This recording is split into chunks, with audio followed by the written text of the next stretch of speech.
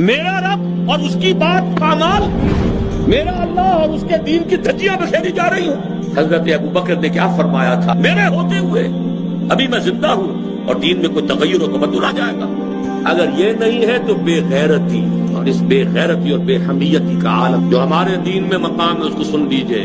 अल्लाह ने वही की हजरत जिब्राइल को अलैहिस्सलातु वस्सलाम, फला फला बस्तियों को उलट दो।